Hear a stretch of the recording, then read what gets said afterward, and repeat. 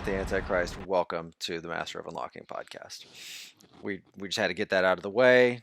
Very cute kid, completely fine. Just a really funny picture.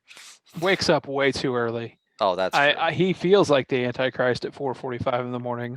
4:45. Yeah, this That's morning. a lot. Yep. 4:45. Yep. The time change has really done a number on him, and it's been rough. He just was not. He was not ready to go to bed, and he was just screaming and talking, and I didn't want him to wake anybody up, so he and I woke up, and here I am, feels like 2.5 days later, still awake. Mm-hmm. He'll be fine. You just got to get to March. I mean, it's no big deal. Yeah, is that when March is what? When he's older, or when that's just when the time changes back? Or when the time? Okay, that's all. I can't really. I don't really. It could mean so many things. March. It seems like March doesn't even feel like it's going to exist at this point. So the world could be over by then. You're right. We really don't know. Even if we got a little bit of good news this week, still, it seems like the trajectory we're on is just rough. Yeah, we really don't know where we're going at this point. Black is east. What? White is up. Yeah, something like that. Yeah. So we have the fast food review. Fast food review of the week is the Dairy Queen A1. I can't even remember what it was exactly called now. Steakhouse burger. Steakhouse burger. Okay. How was everybody's A1 steakhouse burger? Go ahead, Caleb. Why do I always have because you requested the burger. Okay. This was your thing. All right. I thought it was fine. No major complaints. No. I mean, it was the bun's good. I like the Dairy Queen bun. I like a Dairy Queen cheeseburger. I will say that to start off. I do like a Dairy Queen cheeseburger. Maybe I need to try like a regular one just to see how it compares. But this was fine. Like I don't think I would order it again just because it was a little pricey for what you get. Yeah. But what was it, like 8 something for the combo by the time it was over with? Yeah, something like that. Yeah. But so it was solid. If somebody handed me one, I would gladly eat it. And I was worried about the onion rings on it. I actually like the onion rings on it. I thought it was okay. I think it could have used a little more A1, to be honest. I think mine was a little less light on the A1. If I had one change to suggest to them, it would be replace the A1 with some barbecue. I think would have. Yeah. I think that's been done before so many times, like the rodeo cheeseburger. Yeah. It's just the barbecue sauce and the onion ring has been like Western bacon cheese to death. So I think that's how they were trying to differentiate. I'm not the biggest fan of A1. I think it's fine, but like I'm more of like cook my steak to where the juice is still there, and hopefully I don't need steak sauce. To each their own. I don't mind it, but I thought the onion rings gave it a nice little crunch. The pictures of that sandwich are tall. Yes. Right. Mm-hmm. And what I got was not. Oh, mine was nice. I would say mine looked like the picture. Really? Yeah, I think mine looked good. Let's see, what did I go? I went Tuesday night. If that gives anyone I don't know when everybody went, because that does tend to come up sometimes. Like, which crew did you get? I got a lunchtime crew. I can't remember what day. Which the college one for you guys? Yeah. Yes. I did the veterans one because they do mobile ordering. So. I didn't realize there was a difference between the two. That one did one and one didn't. Yeah, you can only do the veterans one on the app. The other there's another one in town too, I think, but neither of them. There's one on South Main, I believe. Isn't that interesting how we've seen in the fast food, literally the capital of the fast food world? It seems like we have the most restaurants per capita. Restaurants. I shouldn't say fast food, but it's a lot of fast food thrown in there. We do have a lot. It's interesting how we've seen multiple locations in this community. Some have survived, especially now, and some haven't, and some through attrition that were probably not doing great before all this went off. But we have 3 Dairy Queens, and they're all open. 3 Steak and Shakes. Man, that's. We did have 3 Steak and Shakes. They did. One of them did bite the dust. The north side one did. No, it's open again. Oh, it is. The south side one, the one on North Rab. the Got it. corner of Rab and Main up there. That one came back. The It one did? the one Okay. down on South Veterans Commerce Parkway is done for. I did not know that. Okay. Mhm. So it's just interesting. We have McDonald's. You can't kill McDonald's. It just keeps There's I going. think 11 in town or Like something at one point. it's Yeah. madness. But it seems like maybe one extra Dairy Queen to me when like Hardee's is losing a location. Like we've seen other restaurants go, but maybe Dairy Queen is more popular than I realize. Isn't that the largest Dairy Queen in the world too? By the way, Yes, It is, yep. Yeah, Yep. that was a. That's we what I live in a mean, man. weird Just town sometimes. here we go. Like, and you know, like we recently added a Chick-fil-A. Mhm. Like, well, actually, recently, it's like 4 years old now. Well, yeah. Seems So it's the yesterday. first public one because there is one within a large corporate headquarters. Corporate headquarters, right? Yeah, But like, And there used good to be for one as part of ISU's dining centers too. Chick-fil-A did. Yeah. I didn't know I that. don't Caleb. remember that one Yeah. either. I remember Wow. McDonald's and Burger King, but I don't remember Chick-fil-A. Yeah, when I was at ISU, one of the Watterson options was Chick-fil-A. Oh, That's incredible. I had no idea. I didn't know that either. It was like Chick-fil-A and Subway, there was right? a Ben and Jerry's and a Subway, and I think that was all the named stuff. The other stuff was all just generic. But yeah. Where I was going with that though is like if you're a chain of that caliber and produce a good product like Chick-fil-A, like that place is, you guys see the business that place does. Oh, it's Like, great. They have 3 drive-through lanes. It's crazy. It seems like to me it's like 10:45 to like 2:00. Like it is Jammed, packed. yeah, and then the dinner crew starts at 4. Oddly enough, they get like a 2-hour reprieve, and then it just goes. That place does probably huge business. Huge businesses, right? What are we eating next week? Wait, should we review? We haven't reviewed this, and I also have one thing I do need to say about this. So my daughter got the chicken strip basket with the gravy. I took the sandwich, dipped it in the gravy, stepped it up like a whole 2 notches. Like it was, I was like, it was one of those. Do you dip it in? He's like, oh, buddy. I mean, at the same time, that Dairy Queen gravy steps anything up. Yeah, I was gonna say, what sandwich could you not dip in that gravy? I used to go and order a cheeseburger with gravy. Yeah. That was, I mean, back in high school, that was my. I mean, I guess if you got like a PB&J or something, that might be a little gross. No, I think. But like, there's not a whole lot of like burger type stuff you could dip in gravy, and it would be worse. It's true. It's red right. meat. It's gravy. I mean, it's a bun. It's gravy. Mm-hmm. It all takes to gravy. Yeah, right. I think you're right. So Ellie, my daughter told me the other day. She goes, "Dad, for lunch, I had a cheeseburger with gravy." And what she was trying to say was Salisbury steak, but she didn't know how to describe it. Well, yeah, that's a Salisbury steak. That's exactly fair. It's brown gravy. It's Well, I guess depending on who cooks it, it's brown gravy or white gravy. But it just took me a second to like get to, okay, what food? Because she was talking about that's like, I'm picturing a burger patty and like covered in gravy. Like what? Cheeseburger? Oh, Salisbury steak. Got it. Yes. Yeah. Okay, so let's go ahead and give our reviews. Let's go start at the bottom. This way, I won't put Jason or Caleb on the spot. So, Jason, what do you give it? I thought it was fine. I'm gonna go 6. Okay. 6. I thought it was good. I should have asked for gravy.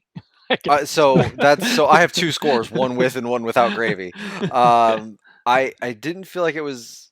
I feel like it was better than a 6, but not a 7. So I have to go 6.5. Sorry, I don't know if that's a possibility. I don't want to get into decimals, but oh no, Logan, you can't do this. The highest court in the land demands that you pick between a 6 or a 7. Okay, you took me to court. Agreed. Now pick. All right, anything could go to court, Logan. You know that now. I know, right? Even fully legal things. Yeah, I'm going to go 6 with 6 as a standard sandwich, 8 with gravy. Okay, I'm going 6.75. Just stop this discussion. Jason's done. Get out. No, I think you guys nailed it. It's a 6. It's a 6. Yeah. This used to be a respectable podcast with values, core values. Okay. So next week, gosh, we're here. We are. What do we want to do next week? I feel like I didn't watch a lot of football this afternoon or pay any that close attention, so I'm not sure if there's something new out there. I thought we were going to do the Papa John's thing. Well, I didn't know if there was anything new first. I mean, we can do the papadilla. Let's do it. Or are we doing a specific papadilla? How many are there? 3? I think so. There's a cheeseburger one. Now I gotta look. You look them up, Logan. Okay. Yeah. Caleb, I'm good with the papadilla if you're good with it. Yeah, that's Do you want to pick a specific flavor? Where are you headed? I was just going to say, should we, if there's 3 of them, should we divvy them out? Oh, but then we won't have a like review. So that's the one thing we got. Oh, there's 5. Oh, okay. So just pick whichever one you want. There's a buffalo chicken, a Philly cheesesteak, a grilled barbecue chicken and bacon, meatball and pepperoni, Italian. That's what's listed there, but they also said that there's a double. That must be a special. Is the cheeseburger one? Yeah, the double cheeseburger papadilla. I think that's what I'm going with. But that is the quarter pound beef, zesty burger sauce, dill pickles. I think that sounds like it's going to be my go-to, something like that. Okay. All right. Yep. Papadilla. Sounds real dumb. Papa John Schneider's not a genius. No, so. Well, this has been post him. He is. This is everything post Papa John. I guess you're right. This is the Shaq era. So maybe that's why. All right, it automatically gets more points out of me then. Right, yeah, because you remember he hasn't been part. Gosh, that's probably been 3 years now, right? That last time I saw that guy, he was riding a big wheel in his giant atrium, joining TikTok, sweating profusely, right? Yeah, I was like, I mean, that's the only way that guy works. I think TikTok's officially over. That happened fast. And we're done. All right. Food assignment. Yeah, food assignment's the papadilla. All right. And let's get into games. Caleb, you and Jason both started Watch Dogs, right? Because you guys last week had just barely dipped your toe in. So how far are you guys into Watch Dogs at this point? Like another hour or so. I'm not far in at all. Well, you don't moved. That whole thing. Yeah, not a lot of free time this week, especially with all the election stuff that I couldn't help but watch. There's whatever side you're on, that was a car crash to watch. That's for sure. Yeah. I mean, so I was the same way. I'm glad to hear you Caleb say that, because I was just it didn't affect my games as much because I was able to kind of monitor it and play some games. But I definitely didn't consume nearly the TV I normally would have, because the screen time was taken up by just election coverage. I just couldn't stop. Right. I just could not. I don't know. I wish I could have, but I just was like every like second I was like, I couldn't stop. Couldn't stop. I guess we could. I mean, maybe this is more for the TV section, but I felt like the news networks were purposely kind of dragging it out to keep you hooked like that. Some were. Like certain networks called certain things, some networks didn't. It's like it seemed a little bit nefarious to me, though, in the way that they handled it, because it seemed like if you looked at stuff online of what people were saying, things weren't necessarily as close as the networks were making it out to be. So I don't know. There's a reason why there's a divide in this country, and a lot of it is mass news media networks. Yeah. I mean, that's why I don't touch that stuff. Yeah, they're very good. They're very good at that, and it is produced. It's highly produced. So, it is kind of it's reality show season for them, right? And they're good at it. They're really good at it. So, I will say that is how it happened to me, Caleb. So, yeah. I say I the first night I was like, okay, I tuned out of it. I was like, all right, there's not gonna be anything of value on Tuesday night until at least 10 o'clock. So I was just like, we're not even gonna tune in.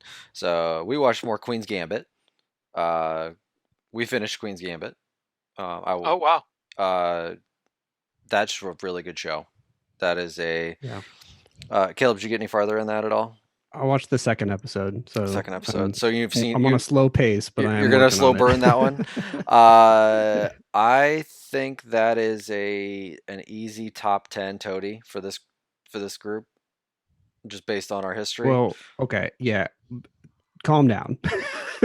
Based on our history, I would say that you could call it for yourself, but let's wait and I think wait and see on that. I know. I think this group would call it a top 10, based on, that's what I say, just based on our typical history. Not saying it's going to be top 5. How many eps? How many 7. episodes? Okay, I can get through that. Some of them are like 45 minutes, and some of them are over an hour. The last Are we doing TV? Are we doing games? Oh shoot! What are we doing? We went way off here. We started talking. Let's just finish TV and then go back to games. Sure. Yeah. Okay. Because we were talking about how we didn't play games this week due to the TV issues. Well, I didn't. I played games, but I didn't watch TV. So I did play games. Okay. But we could talk about TV because I'm almost done with TV. Yeah, I know, right? Okay. So I think the Queen's Gambit is very good. There's my response. Caleb, have you finished that as well? Just from my perspective. I've only done the second episode, and it is really, really good. I just haven't devoted the time to it yet. Yeah. Okay, I'll move that I need to move that in order to my list. Yeah. So I'm on episode 2 of The Undoing. Last week I had mentioned that I think that show's got, a little bit of comedy in it. Yeah, that's over. That done for. That show is very serious, and it's a good thriller. It's a thriller type show. Whodunit thriller kind of thing. A little detective-ish. Nicole Kidman does a very good job with that with her role in that, and it's good so far. That's about all I got to say about that. So I think I'll try that too. Yeah, you being Captain HBO, you should check that out. So yeah, no kidding. Yeah.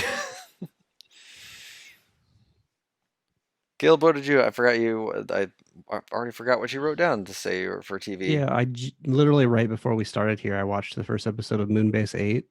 Tell me about that. I'm excited. Speaking of HBO, right? That's on HBO. No, it's on Showtime. Oh, okay. So this is a half-hour show. It's got John C. Reilly, Fred Armisen, and Tim Heidecker are the 3 leads. I will watch literally anything that Tim Heidecker does. So that's how I was drawn in here. And I think that something that's really exciting to me for TV for this year is that writers are starting to realize that to make a good comedy, you don't have to have just a group of absolute assholes. You can have genuine people who are doing normal things and still make a good comedy on it. We saw it with Ted Lasso, and I think Moonbase 8 is right there too. Obviously, there's only 1 episode out so far, so I don't want to go too far and say it's the greatest thing ever, but I really enjoyed that first episode and looking forward to watching that weekly. I think TV goes through phases. We had the phase of the anti-hero, and I think maybe people are ready to go a little bit beyond that. So I like how you said that. Like maybe people are done with jerks. And having the likable bad guy. I am excited to see your guys' reaction if you do end up watching this, because check it out. There is a 4th cast member, and I won't say who it is because it's not been. It took me completely off guard who it was. It's a pretty good moment. Logan, I hope it's somebody like. You remember Jim Jeffries' Weatherman? Oh yeah. I hope it's something like that. Yeah, the Jim Jeffries show. Did you ever watch the Jim Jeffries show on Comedy Central? Mm-hmm. He was basically doing, the John Oliver show, the Trevor Noah Daily Show thing. Like that's what he was doing. But then out of nowhere, one episode he goes, "Now to the Jim Jeffries Weatherman," and it's Brad Pitt. I think you told me about this before. And he said like 2 words and then just was like it's hot. And just that was it. within the first like 30 seconds, you're gonna be like, wait, what? Oh, that's Why? awesome. I'm excited. That's great. That's like I love stuff like that when what movie was when Tom Cruise showed up in Tropic Thunder Tropic Thunder. uncredited. Uncredited, no one knew. Full makeup, didn't even, you could barely tell it was him. Like, that was great. God. And then on a serious note, what was it? Interstellar.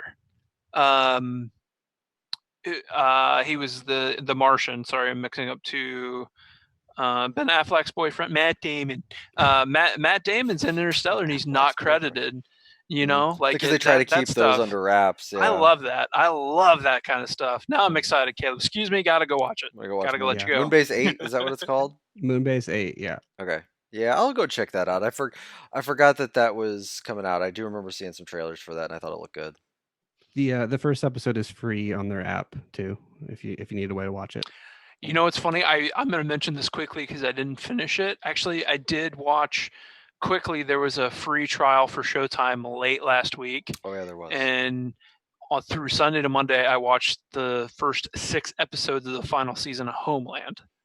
So now I have to go back and finish Homeland eventually, and so maybe I'll do that and watch Moonbase 8. I heard the last season was good. Was it good when you were watching? So far, so good. Yeah, so far, so good. Through the ups and downs of that show, that show has been better than good. It's had ups and downs. The 3rd season is really bad. And because, especially in perspective of the first 2 seasons, might be some of the best seasons of television ever. And then the 3rd season is just such a departure. But then 4's okay, 5's good, 6 is good, 7's good. Like it kind of does this thing, and then is on a steady incline back up to really good, respectable TV. And I think 8's fine. I think it's great. It's not going to win like a Toady or. It probably wouldn't even crack our top 10, but it is still very good very television. Palatable television. Yes. Yeah. I was with that group that checked out after season 3 because 1 and 2 were so good. Those that very first episode of Homeland is special. Like, it is, you really question what's going on with a lot of that stuff. It's good, really, really good TV. Yes, yeah, and I think a lot of that has to do with Mandy.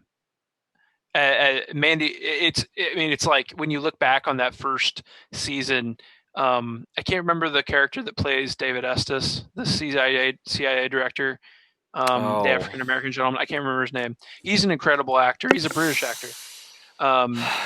He's a great actor.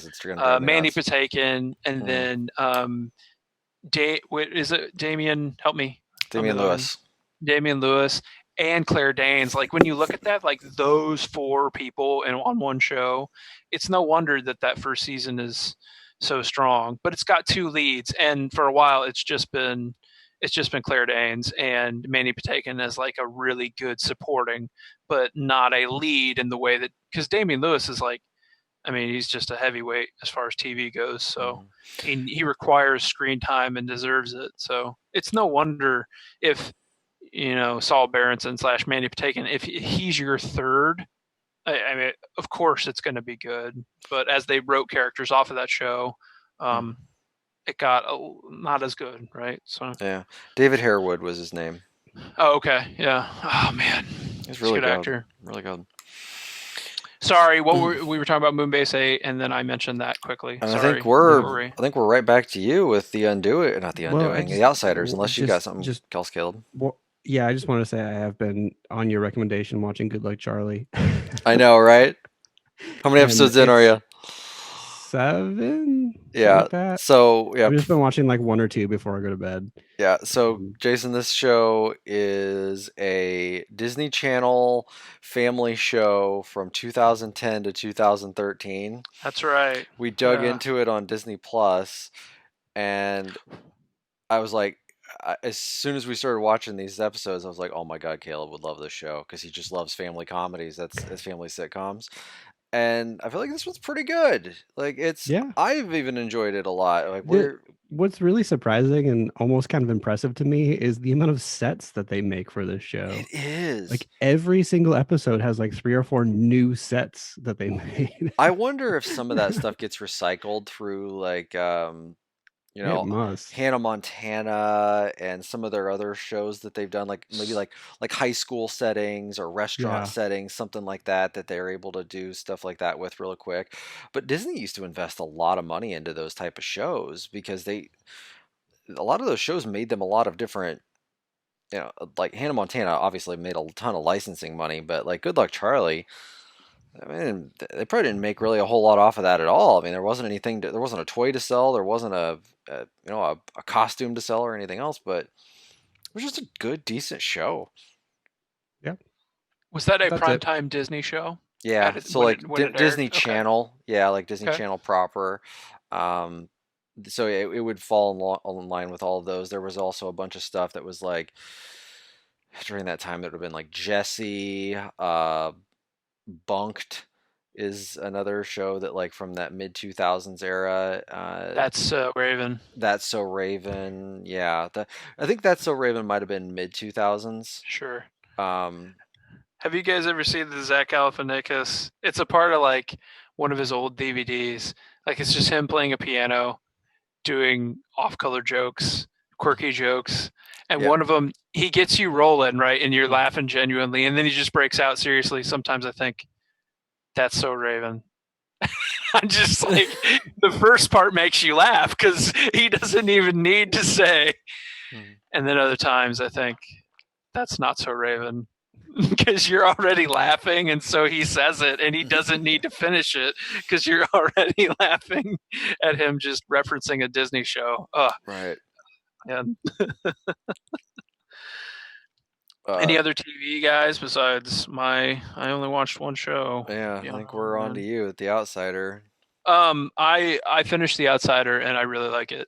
I think it's probably maybe not the best show I've watched this year because you know how I feel about those high drama HBO shows I watched, but I enjoyed The Outsider, I think, more than anything else I've watched this year. I really like it. It does not end perfectly because the Stephen King novel, from what I understand, doesn't end perfectly, but I was pretty happy with it because I went from episode to episode craving the next one, and I haven't done that a lot this year because I felt like, God, this is so good. Do I watch another one of these? Whereas this, I was like, this is really good. I want to know what's going on. Like the mystery surrounding this story is really interesting. So I think it's been my favorite show this year, The Outsider. I'm glad it stuck the landing. Yeah, I really, really, really liked it. And there's like it's a bookend. There's no second season of this. That's fully it's its own story. Okay. Yeah, it's another miniseries out of. There's a lot of these now. I think people are finding that. I think we've said it before. Like there's something to be said for a bookend to some of this stuff, and high caliber actors are willing to do a miniseries versus a series. And I can't spoil anything about that show, but it's just so not what I thought it was. Maybe I'll give the second episode a shot and see if it's something completely different and goes in a really interesting direction. And I think it's really cool to watch good actors kind of not be able to embrace the mystery around them, like pragmatists that are put in situations that are hard to swallow.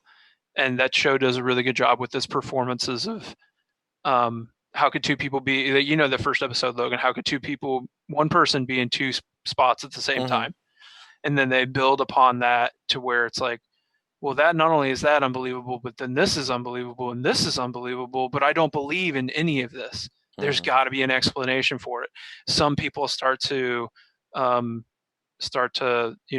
with maybe there's more going on here than we think that's on the surface, and some are just like unable to do it because they're too grounded in reality. It's really that's what kept me going in that show, is the push and pull of when are these characters gonna embrace the situation here for what it is and kind of think in the way like a character like Hopper in Stranger Things, like when he in the first season doesn't know what's going on, and then eventually he just has to dive in with both feet. It's the same kind of thing here, but in a much more earnest way. So I liked it. I liked it a lot. I was surprised because I almost didn't watch it. Like we said last week, I didn't watch it almost. That was it for TV, and it was literally an episode and a half of that. That's all I was able to do this week. So yeah, it's been a lot going on this have week. you guys watched any Fargo? I've got episodes backed, but I haven't watched any. I'm caught up. It's are fine. you? It's okay. Okay. I have not watched past episode 2. What episode are they on, Caleb? I've been on like 8 now, 7 right? or 7 8? or 8, yeah. Yeah. Wow. Okay. This I could see early this week, maybe getting caught up on that show. I don't really. My wife and I are kind of caught up on all the TV I think that we wanted to watch at least, so that kind of puts us back at that spot. So we still have to watch last night's Saturday Night Live though. I got Dave Chappelle and Foo Fighters. That's a pretty solid combo. I might watch that too, to be honest. I heard it was funny. I watched the first like the opening thing and his monologue. That's how far we got, and then I figured it was inappropriate for the kids to watch after that. Yeah. Good call, man. Yeah. I mean, maybe not, maybe, but either way, good call. I mean, most SNL probably isn't anyway, and then throw Dave Chappelle in there, and it's probably going to go another step beyond that. So, sure. All right, guys, are we going to games? Yeah, let's go to games. So we started with Watch Dogs, and Caleb said he played about another hour of that, and then we said we were busy. But Jason, where are you at with Watch Dogs? I am done with Watch Dogs, as in I am done playing Watch Dogs. I think that game is okay.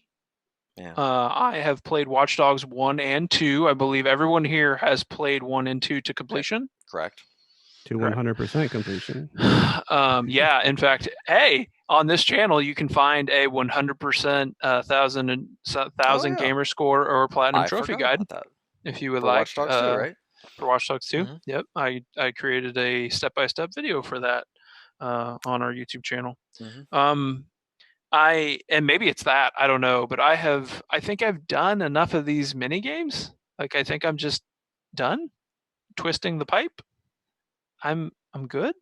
I don't know if I want to do that over and over and over. I'm really not compelled by the story. Jason, how far did you really make it in, like hours wise or story man, wise like at all? 8. Okay, I think I was probably like 5 or 6 for me. So I got to a point, and so Caleb, I don't think this is a huge spoiler at all. Go ahead and spoil. I don't care about the story is pretty sad. So there's the group that bombed up, that blew up London, blew up like 3 buildings in London. I forget what they're called now. I've already forgot their names. That's how great they are. And so DedSec gets blamed for it, and then they kind of go into hiding for like a year, and then that's when you start to come back out and you're trying to recruit people into DedSec. And there's this one mission where you go and you're trying to save this detective, and you end up in like the kind of like was it the stadium that you were in, or it might have just been the basement of a building, and you end up down there and you find this detective is laying on a table, and there's somebody about to harvest her organs, and you save her from harvesting. Like you end up like all you do is just distract the guy, and you don't even do the distraction. It's just part of a cutscene. She breaks out. You go and find out that hey, one of the other people whose organs was harvested was this person that you were looking for, and then you leave, and then you're just like, well, all right, well, we gotta go. I guess we're gonna go figure out what happened with that group that put us, put DedSec down. And I'm like, wait a minute. What about the organ harvesting people? What are you doing with them? Like that was 1,000 times more intriguing than this like other rival hacker group that blamed an explosion on you. And then you just kind of like, oh yeah, now this detective's kind of helping you out a little bit with some different things, and forget the fact that she almost had her kidneys cut out. I don't know. Just like, I did that part too. I think I think those missions are placeholders for no matter who you recruit, those people are then put into that situation, right, Logan? right, From what I yeah. can tell. So I approached someone on the street. I was like, I'll recruit you. And then they were put in that position. So it seems like these mission designs are still contained, and then the character models and voice actors are just randomly inputted to that. And speaking of voice acting and character models, you guys know me. I'm a lip sync snob, and this game bad. it just doesn't. It just does not have it. And I don't feel like I feel like Watch Dogs 1 and 2 were fine in that regard, as far as I can remember. Yeah, you're right. I mean, big major AAA developer, usually they're able to do that. So I don't know whether that's a sacrifice to make the random nature of your recruiting work. I don't know, but that's one of those things that is really, as far as polish, you guys know me, I'm a bit of a snob, and I admit that, but it can really just take me right out of it. And I really do like immersion in my games. I really like to buy in, and I mean, as much as I love Vampire, I mean, that was just every time it was just like, it's just so, it really. It takes you out of it. It just completely takes you out of a game when you just can't. It doesn't match. I mean, you're just watching the screen, going, "What is wrong?" Like you're trying to figure out: is it my TV? Is it the game? Like, is it me? Yeah, like, no, am I? No, it's the well, it is you, Logan. I It's know always it's always me. but it's the game. It's that's one of those things. I combined with just doing the same thing over and over and over, and I've done it before, and I really I didn't mind doing it in 1 and 2, and Ubisoft is successful in this way. Caleb, you know this more than anyone. Like, Far Cry's not changing, won't changes, refuses to change, and you still play them because you like playing them. I'm not guilty. I know what I'm getting into when I play Assassin's Creed. It is something I enjoy and I will do over and over and over. But I think with this particular mechanic and this game style, I think I have hit my limit. I would rather play something else. I'm not even sure if that was, for me, that I could at least see myself playing through that if it had a story to keep me going.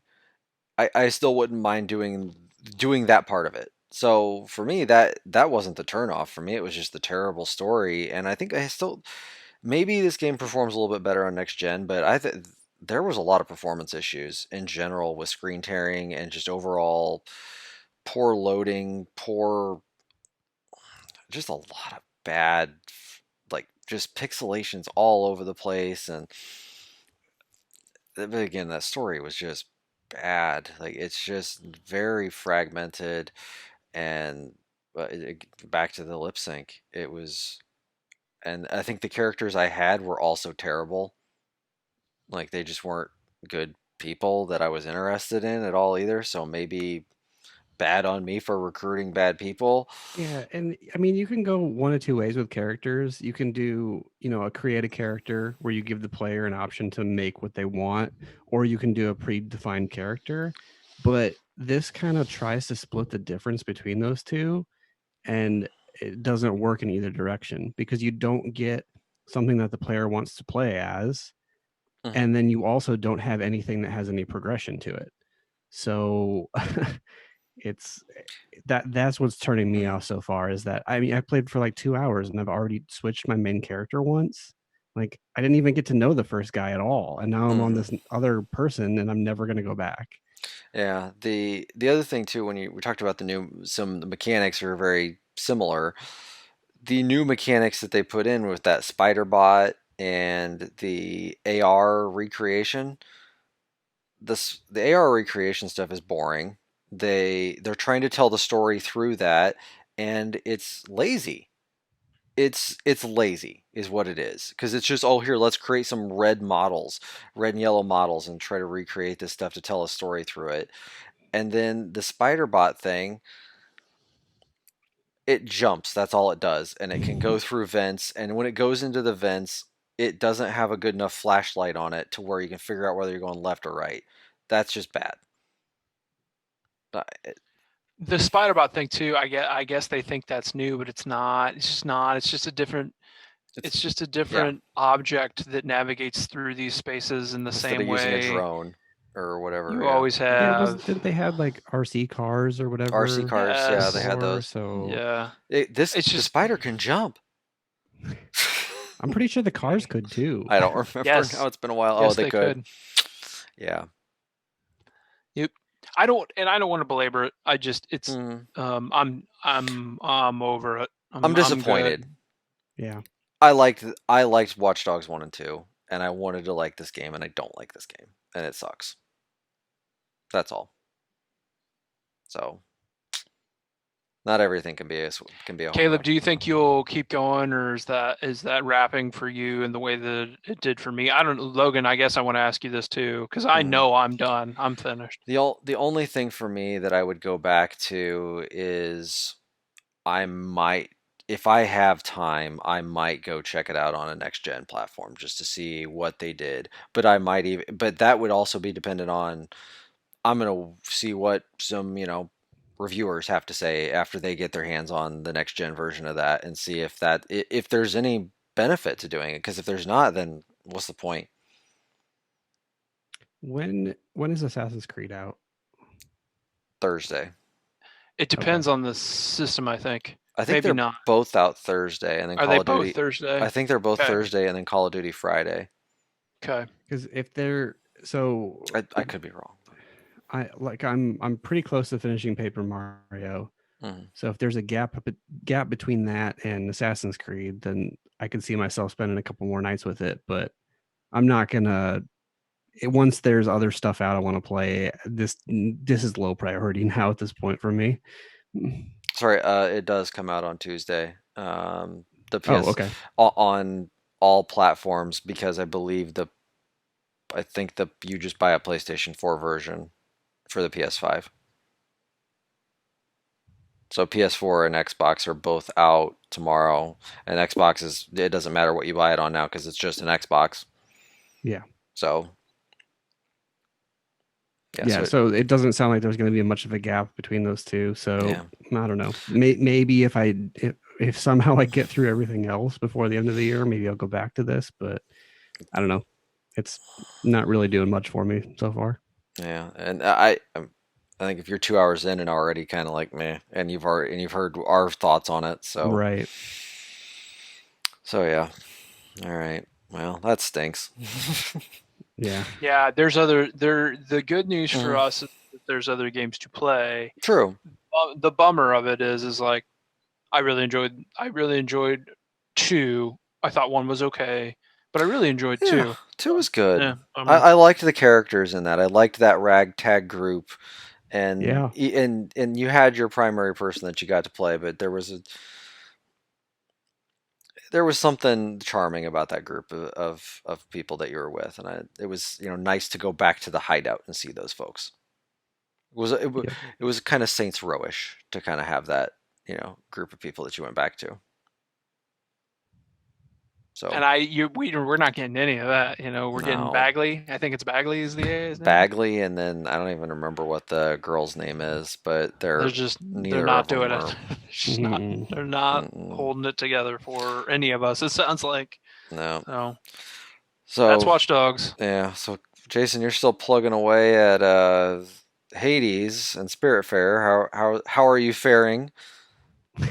With my spirits, perhaps. With your spirits, and your hell runs. Escaping from hell. Quickly, nothing major on Spiritfarer. That game continues to be charming and relaxing and enjoyable. But once again this week when I was done with Watch Dogs, it was like I want to play Hades. So I mostly played Hades when I could. Logan, I feel like when a long time ago when Arkham Asylum came out, and I was showing you how to do the combat scenario stuff. Yeah, because for whatever reason I was just pounding buttons, and you're like, "No, there's a rhythm to it," and I was like, "There's what?" Finding that. I feel like I need you to do that for me in Hades. Yeah. Because I don't think I'm good enough at Hades. I'm trying, but I just finished my 50th run, and I have not. Oh I've wow. seen Hades 3 times.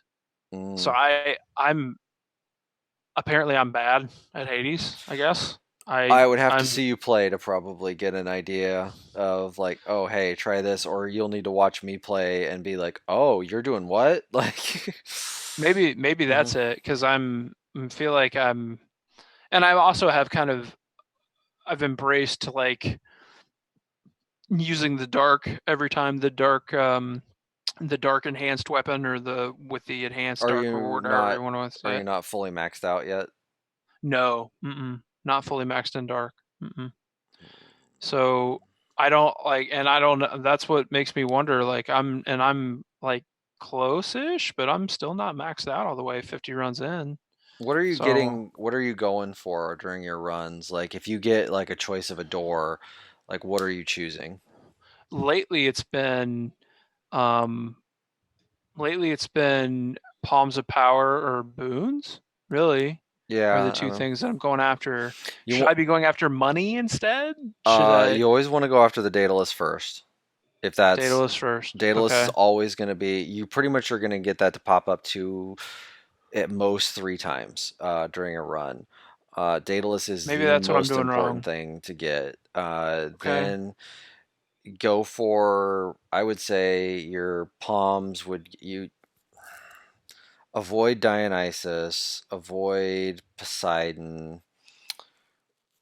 Always try for Hermes and um, Artemis and Athena. Those three will give you the best stuff. Like Artemis especially is going to give you like a lot of stuff for crit hits, and the crit hits are huge. So that's always going to be something that would mean because your crit hits a lot of times they go for 10 times damage. So if you can increase your crits, that's going to be huge. Speed is also a big thing, so that's why Hermes is there. Uh, and then I think Athena a lot of times too. If you can get something with reflect, that changes so much with your defensive abilities and what you can do to like that. Just thinking about like that Medusa fight that you come across sometimes. Like if you have reflect with that, you don't have to worry about getting stuck by a stone at all. Like you can just use the reflect. Anytime you come across the area with the sorcerers that are throwing all the purple bubbles at you, you just reflect them all right back at them and kill them immediately. So that's the type of stuff with Athena that you get. And then figuring out just based on those, you kind of do your build on that. Like, it's like, okay, if your Athena thing comes up and it's, oh, your dash does reflect. Okay, well, that means the next boon I get, you're going to want something that uh, ultimately is like your attack. Like, you're going to want to focus on attack stuff. Like the Hermes stuff, sometimes you'll get that and it's like, oh, your dash does 3 hits like during your dash strike instead of one. That kind of stuff is huge to be able to do a triple hit. So that's, but that was a lot of trial and error of figuring out what was good, what was not. Poseidon's stuff, most of his stuff, just like you'll hit an enemy and it knocks them away. Well, that doesn't work out very well because, especially in like the lava area, I forget what that is, what it's called now, but there's those enemies that throw the vials, basically the Molotovs at you, if you can get them and just speed hit them, as I'm shaking my laptop back and forth, you can freeze them that way. And you don't, and so you want something that has a lot of speed that you can hit with really quick, so that you don't have to worry about getting hit by those things. And this way, you don't have to dash all the time, like to get off of the lava, because otherwise, yeah, you're dashing, running into lava, killing yourself that way. None of that stuff's fun. So I don't know, Caleb. Any other thoughts I on? yeah, I feel like pretty much everything is viable. It's just finding the stuff that Gems are matches up terrible. with. It's just finding the stuff that matches up with your playstyle the best. Mhm. So find something that you like, and then try to build on that. I guess I don't know. Mhm. It's tough. Okay. I found my most recent runs. By the time I get to, I don't know what god is with the Minotaur, the archer. Uh, Anyway, something that please. the dual bosses Mhm. there. I'm finding that I just don't like my weapons by the time I get there. I don't know whether I'm messing up on my character builds or what, but my weapons are just not powerful enough when I get there. Like I'll mow down the Minotaur and then he just chip, and it's almost maddening because I've been in the position where I've melted both of their life bars, and when I get myself in that situation, it chip, and it just takes forever, and I get annoyed because I'm not making any progress. And then the other thing is when I get to Cerberus's chamber, um, if I don't have an aggressive enough attack on those rats, the poison is pretty. It's pretty frustrating to have a run die in those rooms. Where I go in there with all my death defiances and a pretty good build, and then I'm melee based, and I feel trapped by that poison and don't know what to do, and it melts away as I'm going back and forth between the fountain. That can be a little demoralizing to have runs end in those two spots for various reasons. Try to get a cast too that has some distance to it. That helps. You don't want something like I can't think of her name. Aphrodite. Like hers is a very short ranged thing. I think I'm trying to think of who's all is good. Even like God of War. Oh my gosh, I can't think of his name.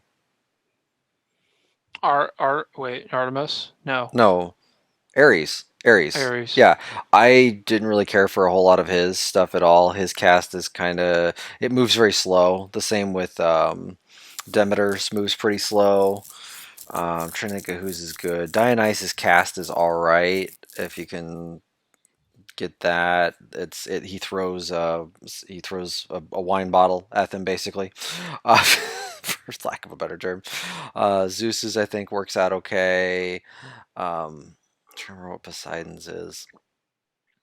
But yeah, just trying to get a cast that goes a decent distance to keep some space between you and those rats. That's the worst part. Having said all that, I still really like playing it. So it's kind of like a weird push and pull. Because when I die, I'm never really that mad. I'm like, well, I get to play more Hades.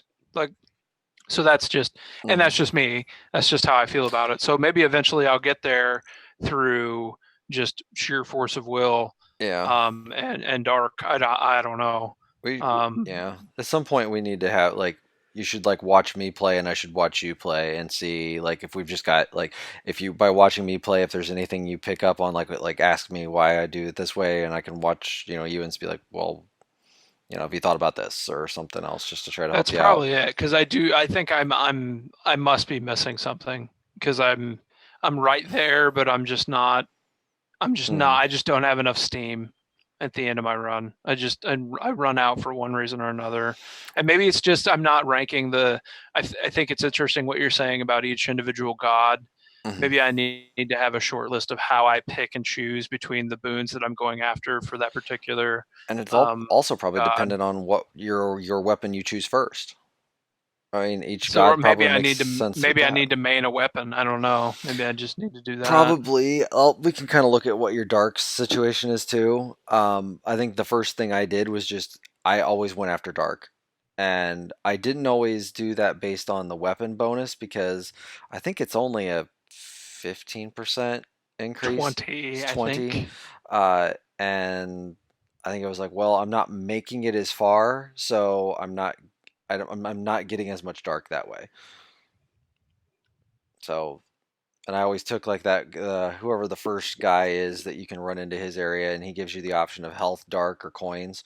I just always took the dark, just because it was. Yeah, one thing that did help me too was the what are they called, the artifacts or whatever that you can equip. I would always start with the Lucky Tooth. And then because that'll break before any of your what are they called? Death Defiances go trigger. So start with the Lucky Tooth, and then if you do need one early, then that triggers. And then once you get to one of those fountain areas, you change it out with something else because it's useless at that point. Right. So I You was can usually buy using one the though. yeah, and you can buy one. You can And buy it back. Or yeah, the third area, there's the guy that's sitting there that's all sad. You can get all your death defiances back there too. Yeah, the I just saw him too for the first time.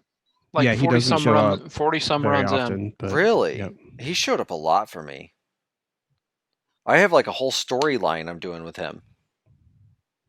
Like, that's wild. Yeah, there's a lot of RNG in that game too, so you might just be getting unlucky. It's not like that's very true. Like, you could just have like the worst RNG going. I don't know. Maybe there could be a daily algorithm in it, because when I play it, like I session it for sure, and then I may not play it for a couple of days. Like, I don't play it in little increments each day. I usually find myself, I'll sit and play it for like 2 hours, and then I won't touch it for 3 days and pick it back up for 2 hours. So I don't know. Who knows? But I will say, having said all that, those are mild frustrations for me, which I find really interesting, because I'm not like, even when I die, like especially with Dead Cells, like you guys were there when I finally got to the boss and I just got mowed down right away. Mm-hmm. That was demoralizing for me. Mm-hmm. But this, I'm like, yeah, I'll see you again. It's fine. Yeah. It's fun. It's fine. Yeah, because there are things you can do. Because I like playing it. Yeah, and there are things you can do once you get back that the next run might be slightly easier because at least you got this thing or whatever. Mm-hmm.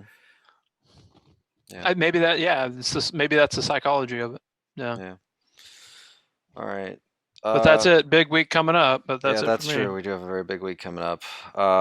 So I also played a game that was not as good as Hades. I played G.I. Joe Operation Blackout. Oh my God! What? Tell me about it. I need to know now. So, Caleb, did you grow up in any? I feel like since we're a little bit off, you didn't really get into G.I. Joe at all, right? Yeah. No. Okay. So, if you did not grow up with playing G.I. Joes, watching that G.I. Joe stuff from the mid 80s, this game would be absolute trash for you. It is a cell shaded third person run and gun that also thinks it's a cover shooter, but it's not. Also thinks it's like a vehicle game, but it's not. They want you to do a lot of multiplayer stuff, but I can't imagine even owning this with somebody else, like, or asking someone else to spend $40 on this game, because that's a bad idea. It's literally only ticking nostalgia stuff for me. That's all it is. The aiming is all over the place. Like, it moves. The reticle moves very quickly. Jason watched a little bit of me playing this. Like maybe 15 minutes at most. It's not that good of a game. It's definitely under a 5 out of 10. That's for sure. I'm not really sure what else to say about it other than it's just not. And I think, Jason, you said it looked okay, but I would still say this is probably a previous generation game. I think this could run on a PS3, Xbox 360. Yeah. What I mean by that is just stylistically, it looks fine. Like, Yeah. it's a cell shaded thing, Caleb. So it's got that comic stylized look. The frame rate's fine, it seemed like to me, and so I don't know, Logan. Like, for the audience of that game and the quality you would expect of a project like this, maybe. I don't know. I thought it was fine. I thought it looked fine. Yeah, it looked fine for what it was, I guess. Yeah, if you're fine for what it was. Is this a full price game? It's a $40 game that should probably be $20. They literally, the levels in there are fully rehashed over and over again. I have done in the same stuff in the snow area twice now, and I also feel like there are sections of the snow area that look exactly like the desert area, just happens to have snow on it now. So there's that. There are different guns that are different, so you can pick up different kinds of guns, but they are just short range, long range. types of guns. There's probably about 6 or 7 different types in the game. Nothing too crazy. I have done 2 separate vehicle missions, both of them using the same vehicle. Uh, that that TV show and those action figures and stuff hold a very special place in my nostalgia heart, and I would really like someone to do something good with that one of these days. I just don't see it happening at this point. I think. Allow me to draw a comparison quickly for you, Logan. Oh, I've got a comparison, but go ahead. Oh, okay. The Ninja Turtles franchise holds a similar spot in my heart, where I wish that somebody would embrace the black and white Eastman Laird original, the dark ass, like angry, swearing, chopping up foot soldiers Ninja Turtles. But I understand. You know what? Those were my Ninja Turtles. That first Henson movie, I will cape up to this day. I think it's a great movie. It is. There's a lot of really great things going on there narratively. The father-son story, especially, their relationship with April. Also, there's a little bit of feminine awareness that you wouldn't expect from 1991 that's in there regarding April.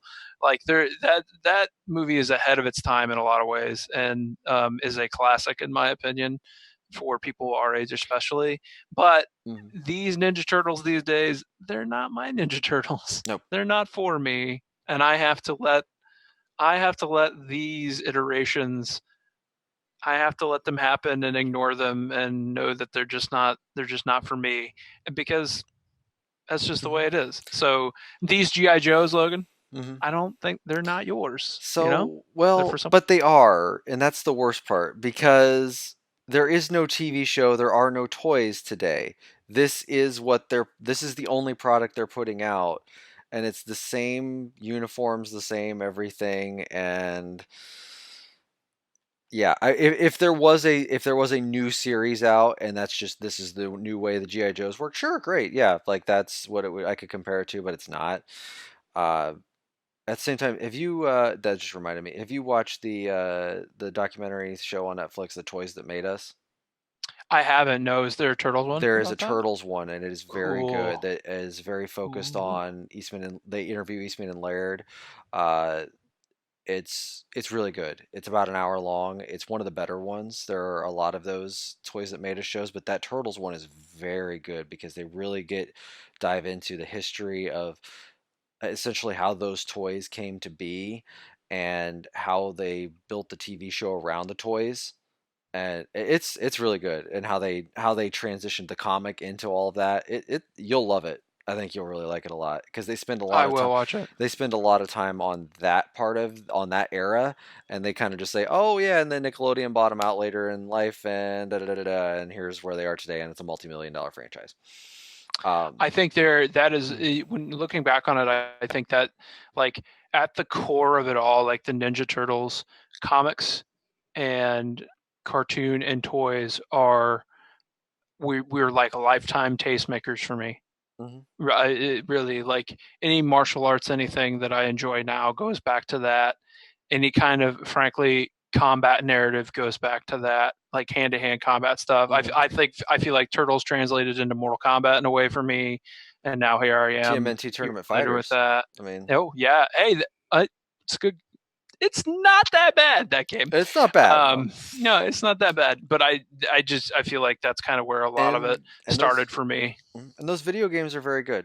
Those beat 'em ups on the originals. Yeah. And I would even say, what was that? That TMNT game from it was the 360 era. Yeah, it's not bad. Was also good. I think that was a good game. Yeah, not great. It's not what the arcade fighter games are, though. No. Like especially like Turtles in Time, Hyperstone Heist. Those games, they're excellent. They're still good. Those games, and of course, there's also the OG NES game, which is legendarily hard. That game is so hard. Oh god, that game gives me nightmares to this day.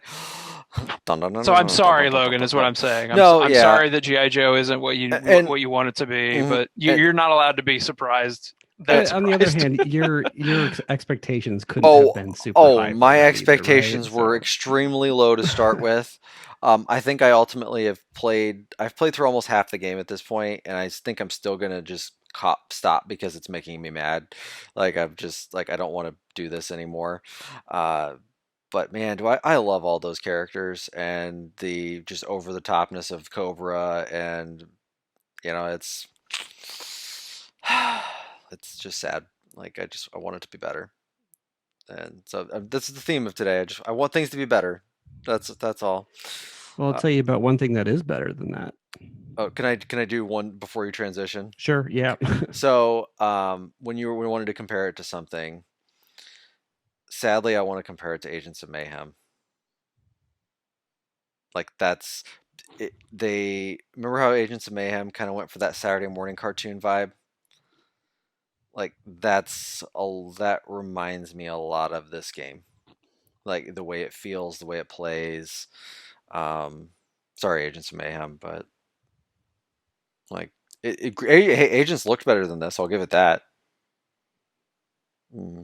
But that's what this game reminds me of. It's just like, oh, like. So anyway, sorry, Caleb. Right. What were you transitioning Re-rack to? the transition to Caleb. Right. Yeah. So I'll tell you something that is better than this game. Yes. What is better than this game? Paper Mario. Paper Mario is actually really, really good. It keeps surprising me over and over again. Just when I think, okay, I get the combat system, like it's gonna get old here in a minute, they change something completely. Every time I think, okay, we're in an area maybe a little too long, it stops and you get into a brand new area. It knows exactly like when to transition to the next piece. The music has all been fantastic. It's awesome. There's one in particular where you're trying to in order for a door to open, there's a boss behind the door that wants you to play specific music. So you have to track down all these different records and bring them to the DJ, and he'll put them in one at a time and play it. Some of those are they're like bangers. They're great. The boss fights have every single one is completely unique. Like they all have the core mechanics that are the same, but they change it up enough for it to be interesting, and it does take a while to figure them out too. So it's challenging, but not too challenging, and just mixes things up all the time. It's really, really been impressive to me. The core storyline is that there's the Origami King kind of took over Princess Peach's castle by putting 5 different colored streamers around it. So you're kind of going around to different areas, tracking down these streamers and taking them down. So I've done all 5 of the streamers. So all I have left is to go to the castle and save the princess. So I think I'm at the end of that game. I'm not sure how much is left, but I think I'm pretty close to finishing that. But it's shockingly good for a game that came out of nowhere in the middle of the summer. I've really been enjoying it. Because it kind of came out without a lot of fanfare, which, I mean, whether that was due to everything else going on in the world or what, I mean, yeah. Well, they announced it a month before they released it. So it's just a crazy thing that that happened and the game turned out to be good. All right, good to know. So do either of us need to attempt this game? What do you think? That's what I was. I'm kind of. I feel like I need to ask that question. This is like a 20-25 hour game, so there's no way that there's time long for it. It's long. If it was like 10 hours, it might. I'd really think about it might be something that is on a personal list of mine, but I don't know if either of you would like it as much as me, and I think there's other stuff that you probably are going to want to put in front of it. So in a perfect world, if you guys had unlimited time, I'd say, yeah, absolutely, please play this because it's a fantastic game. Is this like Danganronpa level good, or I don't know, just because I always go back to that as like a number 11. I mean, like you're comparing like 2 completely I know apples and oranges there, so I don't know how to answer that. Well, that's fine. It's like if I were to say, do you like G.I. Joe or Akudama Drive spaghetti? Yeah. Oh. Both is the answer to Yes. that, Caleb, of I course. don't Both. know. Both. Okay. God, I love spaghetti, by the way. Spaghetti's So good. good. Spaghetti's Man, solid. especially after it's been in the fridge for a couple of days, even better. Yeah. Yeah. When it gets attached to that Tupperware and turns the Tupperware orange, yeah. That's what I'm talking about. So, That's how you know. so the important questions of the day. Jason, is your shipping notification for your Xbox? Where's that at? Or you got I it? got it. Okay. My Xbox is in Louisville, Kentucky, boys. All right. It is sitting there, and it says FedEx has told me without even asking or trying to request any kind of special customer service thing. It says in big bold letters, "This will ship the day before it arrives this day." Our manufacturer partner or something like this will not allow us to ship this any earlier than this time. I've seen where it people is in have a been getting warehouse. them. Have they? Yeah, That's good people for are them. accidentally getting them today or yesterday. I could see like accidentally. Mm-hmm. I could see how that could happen, right, with a carrier. Like if someone in a warehouse is being proactive, or there's a Scanning lot a box of stuff and it's just going. I can see that, but I don't think a lot of them. There's very specific language that says like, "Hey, this will be here on Tuesday." Mm-hmm. So I'm fine with that. That's cool that it's going to show up on Tuesday. My PS5s, one has charged, the other is still pending, but no shipment notifications yet on either of those. Jason, anything on yours at all, or are you still? No, I haven't been. I just looked. I have not been charged. I've had various holds put on my card, but I've not been charged yet. And it definitely has not shipped yet. And the window is wide for me on that one still. Mine still says 13th through the 18th. Yeah, same here. Same. Yeah, is that the one that you haven't been charged for? Same. Yeah, I was charged. I was pending charged for it like as soon as I placed the order, but then it's just disappeared and still just shows as pre-ordered status. Yep, I've had a hold on my card several times for it, but it has not gone through. So, speaking of shipping, can I show you guys a couple of things that I've gotten lately? Yeah, absolutely. Well, first of all, these two, Maneater and Star Wars Fallen Order, these were both housewarming gifts. Thank you, Logan, for Maneater. Yeah. Oh, what a guy! What a nice guy. I just said, here you go. And then I asked my friend Chris if he was done with Fallen Order and if I could buy it from him. He goes, "You could just have it." That's kind of that's pretty much the way that this went too. I was like, "Hey, Caleb, you want Maneater?" He was like, "How much you want for it?" I was like, "I don't know, like $15." I was like, "Okay." And then I just brought it over and set it down. He's like, "Oh, what do?" He's like, "All the way." And I was like, "No, it's a housewarming gift. Just call it a day." Well, way to go, Logan, because now I can't give him my Xbox copy of it. I know, I beat you to the punch. Man, well, I have to figure something else out. He wants everything on PS4 anyway, so it's fine. It's true. Untitled Goose Game. Oh, I love that box art. That is Look at that box art's art. really cool. The thing I'm a little disappointed in though is it's not a traditional like case. I don't know if you guys can see. It's like cardboard. That's interesting. And it's got like the fold out thing, which is I kind of like that actually. But like I like consistency. This was I am 8-bit, so a limited run like type thing. So it's okay. I'm not super thrilled. It looks okay from a distance. It seems fine, and like it'll look pretty much the same on the shelf. So. Yeah. My PUBG is like that. Oddly enough, it's cardboard. And then the last thing, there's a website called retrogamecases.com. Big fan of the stuff that they do. I got a Chrono Trigger, yeah. Chrono Trigger case. Great. I like the cases he had before that were more of a matte finish on the front, but these ones aren't bad. And it's got the same box art as it would have if it was like the traditional trying to get rid of the glare here. I may need to do that on some things. I like this for the retro games that I have because then you don't have to worry about those cardboard boxes. And then I also got one for Super Mario 64. It's pretty cool. Those prints look pretty high quality. Yeah, they look nice. The DPI looks very nice. Looks high. Yeah. That looks good, man. Yeah, I like these cases a lot. Highly recommend them. I'm gonna go on there right now and just this way I know And it's saved in my browser. if there's something that's not on there, email him because he He'll will figure it make out. custom stuff. Yeah, I've done that before, and he's a very, very nice guy. When you just showed the Goose Game thing, I just forgot to mention that it was last week. I think my daughter and I played through Goose Game again in 2-player. Nice. So that was fun. I shouldn't say we played through it all the way again. We did. We got up till we got up to the restaurant, and we stopped there. So like 3/4 of the way. So yeah, 3/4 of the way. But and so it was fun to go and just mess around with 2-player. The only thing is you can't go very far away from each other. Like it kind of tends to pull you back, like because it doesn't want to pull the screen out too far. So it pulls out a little bit farther than it would normally, but not very much. So, but it makes it having 2 people makes it go really fast because you can distract with one and pull.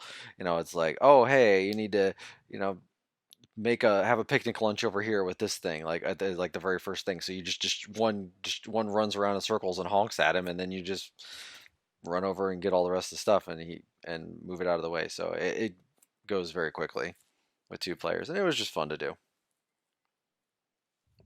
So it'd be cool if they changed the title card to like Untitled Geese Game real quick. That'd be funny. It would. I really like that box art, Caleb. I thought it was. Cool. I thought it was killer. That Goose Game. I don't know, just something about the simplicity of it. Yeah. Right. Yes. Yeah. You're like, oh, I know what that is. Yeah. That is cool. I might look that up too and see if they still have any of those left, just because that's Yeah, I think I Am 8-Bit does. I think they have stuff in stock. I don't think they don't, because limited run, if you miss out on the pre-order, you just don't get it. Yeah, you have to get the pre-order, but I think I Am 8-Bit does do some stuff. And then limited run, you pre-order it and it's like, oh yeah, you pre-ordered it. 6 months later it'll show up. Yeah, I still have something. I don't know what it is. Now I think about it, I have something ordered through them. I had because I have the missing came via them. Yeah, the missing finally did come, but it was months, and I was like, when is this thing ever coming? And it's kind of expensive. It was like $40 for the missing. Oh, Obra Dinn. I have Obra Dinn ordered through them. Like, wait a minute, you did what? What was the cost of that? I think it was probably 40 again. A lot of those are about $40. 35 plus $5 shipping. Yeah, so. Help me with platform there. Still PC is the platform? That one, this is a PS4. I think they also have the Switch version on there. Is that I don't want to start a list without on it, but Caleb, that as far as video game themes, Oberden's contender there. Yeah. You know what I mean? If we were to make that list, it'd be a tough one it's hard for us to do like ranking media. I don't want to get messy like that, but as I think about themes, Oberden's theme is I can hear it in my head right now. Right as you said that. I even can hear it and I didn't play it. Yeah, it's just you're right, Logan. It's just one of the it's very, very, very good. So all right. Well, let's maybe call it a quick podcast this week. Before we do, I wanted to ask that one question. Oh, what? Sorry. Because last week we were talking about splitting our Toady list into 2 categories. Oh yeah. And I wanted to clarify what exactly those 2 categories would be. So are we going scripted versus unscripted, or do you want to create the docuseries versus scripted series? But then that leaves like a whole other group of stuff out, I guess. Well, it could just be documentary versus not documentary. Those could be the 2 categories. But then you're talking 3 categories. Scripted. No. Just documentary is one. Not documentary is the other. Oh, okay. So it could be. So you're saying anything else? Anything else that's not documentary. That's one option, or scripted, unscripted. So it's really. I would leave this up to you, Caleb, or Logan, if you have something like the kind of shows that Caleb is fond of. Not reality shows, competition shows, reality or competition, I guess. If you want to put that in the same bucket as the documentary, list, that's what scripted, unscripted gets us. Right. Caleb's recommendation is everything else, which means Oh, that I don't really have a recommendation. Oh, sorry. We just need to decide. I just want to know which one you guys want to do. Proposal or whatever is that those types of shows, competition reality, would go into the scripted box. So it's really where that group in the middle, where I put Barefoot Contessa, or Brunch at Bobby's. I can keep going. If where those shows actually belong, are they more appropriate in the documentary pile, or are they more appropriate? Or is it a third category? No, I think it's fine if we put them with the documentaries. If we just did scripted versus unscripted, I think that's fine, because right now, like, I mean, that's the less of the lower amount on that list, right? So if we're trying to lump those shows in somewhere, we might as well put them where they have a chance. And I guess we're not watching Real Housewives here either. Like, we're not. No. When we're watching a reality competition show, it's a little more highbrow than that. Yeah. So okay. Scripted, unscripted, is that okay? Can we do that? Sure. I just wanted to make sure it wasn't it wasn't like a big deal to you guys. No, I get what you meant. I was just like, oh shoot, like I don't know where. I don't know where that stuff falls. And I guess I don't think I have much from that category that I would rank very high. So that's also why I didn't think about it, because I just don't watch enough of that, I guess, either. Ina Garten gets real drunk, guys, and she cooks cake. She cooks fried chicken sandwiches. Do you cook a cake? Yes. Bake a cake. I mean, yeah, she chefs. She chefs bruschetta.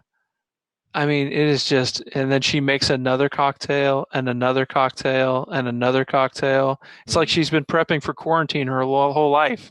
The show is literally half her filling a glass with alcohol. And then she makes delicious food. I love it. It's perfect nap time television show. Nap time television show of the year, Barefoot Contessa. There you go. Actually, I watch that a lot with my kids. It's like a weird, like, therapeutic calm down thing. Yeah. Well, safe, but also like we all kind of look at it and it's like, what's she making? And he goes, I don't know. What is she making? And she'll watch her chop shit for like 5 minutes, and it's just kind of like it's better than like some cartoon where someone's jumping from building to building and it gets them all hyped up. It's just kind of like a nice like cool down thing. So yeah. Okay, cool. Yeah, sure. Well, Logan. Yeah. They're on the way. The systems, hopefully, they're on the way. Hopefully, this time next week we'll be not holding them up because they're too heavy. Show. Yeah. Maybe. I still got to figure out where this thing's gonna go. I'm still looking down there, and I'm like, I don't know where I'm gonna put this thing. I don't know either. Maybe I'll get like an industrial paper shredder and lay it on its side to see if it'll maybe fit in that same space. Because I still need to keep the PS4 hooked up for VR, because the PS5 don't support it, yo. I'm kind of like, I feel like the moment I disconnect one of them, I'm gonna need them, and I'm just a little. You won't need another Xbox. That you won't need. Yeah, I guess you're right. For every single one of those cases is like both. So I think I can unhook my One X probably. You're right, but I'll need to leave my PS4 hooked up for a little while just in case. Yeah. Your One X is going to go upstairs and probably be my new, or it's going to be somewhere. It's going to be my new media device. Like it's going to replace a Roku somewhere. I just don't know where yet. Doesn't the PS5 play everything PS4 except for that like list of 10 games or whatever? It does, but the VR thing, it doesn't. So you have to go and buy another cable for the camera. Oh, okay. So there's something with, because it doesn't have the camera, doesn't match up to it. Plus, like, there's something goofy. Like, if you want to play, let's say, Hitman 3 in VR, you have to choose one, because if you want to play Hitman 3 in VR, you have to play the PS4 version. You can't play the PS5 version. So, but if VR is not a factor, like for Jason, you probably don't need it. You could probably disconnect your PS4. Right? I hope so. I hope you're right. I think that the line is a little less clear on Sony's side than it is Xbox's side. I think it is like 10 games. So, and I'm pretty sure it's none of them that you play on any sort of regular basis. No, it's like Afro Samurai 2 and Shadow Complex, and then like might be like Big Rig Simulator 2017. There's some other stuff like that that's out there, but I mean, I know that is one of your favorite games, but it really is. It really is. Speaking of games, I forgot a game. Oh, geez, what'd you play? Oh no! I played the next chapter in the Dark Pictures anthology, Little Hope. Oh, right. Okay. I feel like I don't want to know anything about that yet. I finished it in a day. Like 2-3 hours? No, not that short. But it was I was off. I was off one day this week. It was that. Yeah, I was off one day and I played through it. Okay. It's short. It's very short. It looks real nice. Those games look nice. It's I don't want to spoil it. Yeah, you'll have your own it's one of those games that I don't want to. If you guys want to plan it, it is just like, and you're it's done. there and done. I do want to play that. I like those games. Can you do a quick ranking of the 3 of Until Dawn? Oh yeah, absolutely. And I don't want this to dissuade you guys too much, but it does last for sure. Okay, that's kind of what I've heard. Until Dawn, Man of Medan, and then this one. But I spoiler alert, I didn't hate this one, so it's not like fuck, what a waste of time. It's like don't waste your time with it. Yeah, it's I'm not saying that because I think that. But I think there also is a pretty big gap between Until Dawn and this anthology. So Until Dawn's a very good game. I like Until Dawn a lot. I do too. Mm-hmm. I like that game a lot. But it's different. They're trying to do something within a certain budget and a certain time frame, and so it makes sense that these are the size they are. And I think that's what's different. Is Until Dawn feels very big and very complete, and I think that's why we all like it. Plus, Rami Malek. Yeah, Until Dawn had actors in it. Rami Malek, Hayden Panettiere was in it. Like, what a weird it's kind of a neat little thing. Yeah, and is it Peter Stormare? Peter Stormare. Thank you, Peter Stormare. I just pulled up the list. He's the guy who replaced or who was originally the narrator, from the anthology series. That guy's. Do you guys know the actor Pip Torrens? That's the voiceover of the narrator curator, I think is actually his name. The guy who you meet with interstitially in Man of Medan. He's still there with this one. Let you know like, you missed something. Oh, someone died. Oh, your crew's still together. Lucky you. Yeah. That guy. He was on The Crown, and played like a really buttoned up character. And then he was on Preacher, and he was a super Nazi on Preacher. I was telling you, Caleb, about this character. He's in charge of the Grail, quote unquote, and this is like the organization that's holding up religion. And so he looks at one of his agents, Huva, schedule a rape. And then later on in the episode, sir, how was the rape? Huva, I'm not gay. And I wanted to be the one doing the raping. Halfway through the episode, he just gets attacked and pummeled. It's weird because I've seen him play like super straight man and then like comedic man for Seth Rogen. And so every time he talks in this story, I see that scene from Preacher. Preacher's ruined a lot of things for me. I'm sort of glad I watched it, but not really. Preacher tried to ruin television for me in a lot of ways. That's the legacy of that show. The first season of Preacher ended perfectly, and then they started it back up again for no reason. So that's where I kind of left off.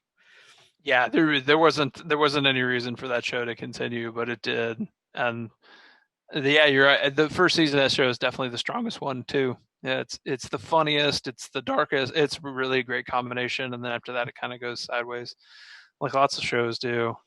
So yeah, I hope you guys play that just so we can eventually talk about it. I would like to. Yeah, I will play that and want to talk about it. So that's for sure. That'll be it. I think I'm going to try to get my wife to play that with me.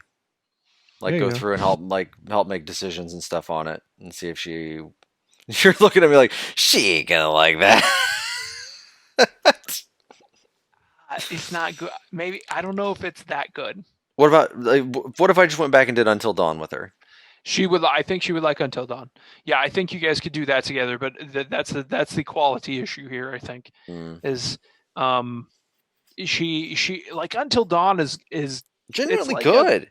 Yeah, because you want to know what's going on and what's the deal, and there's like nuggets of disaster in the past and pain and stuff. So, but you don't know any of that. It doesn't tell you that, and even in these two games, they're just so different. There's nothing like that. You know what I mean? There's not hooks to keep you going the way that Until Dawn did. But that's more time, more budget, good actors, all of those things.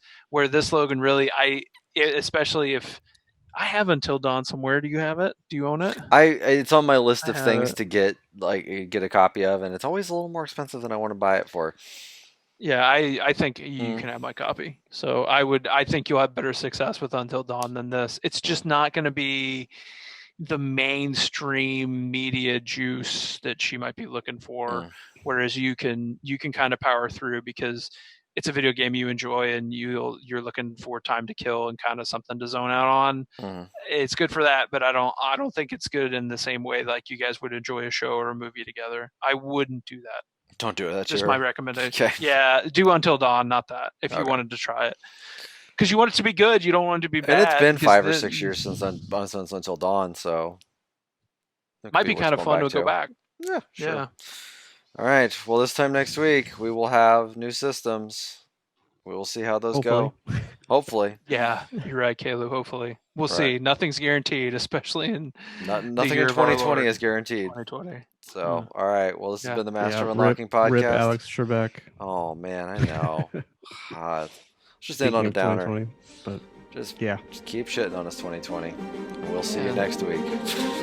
I'll take Who Is Sad for 500. Jason.